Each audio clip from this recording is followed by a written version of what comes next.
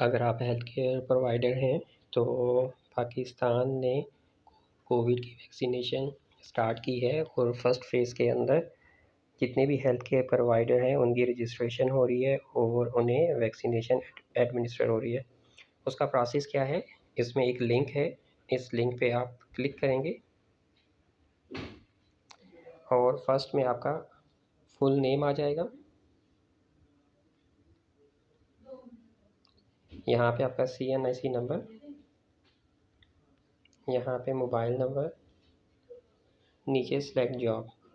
तो अगर आप डॉक्टर हैं आप इसको प्रेस करेंगे तो नीचे आपको अपना लाइसेंस नंबर लिखना पड़ेगा। If you are a nurse तो आपको अपना PNC नंबर यहाँ पे मेंशन करना पड़ेगा।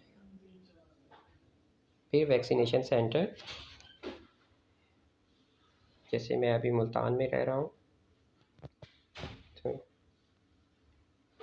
यहाँ पे जितने भी मुल्तान में सेंटर है उन सब के नेम आगे, जो सेंटर आपके करीब है तो आप उसको सेलेक्ट कर लें और यहाँ पे आप क्या कर देंगे, सबमिट। जैसे ही आपका ये सबमिट होगा उसके बाद आपको एक कन्फर्मेशन मैसेज आएगा। उस कन्फर्मेशन मैसेज के आफ्टर 6 to 24 आवर में आपने अपना जो CNIC नंबर है वो 1166 पे सेंड करना है।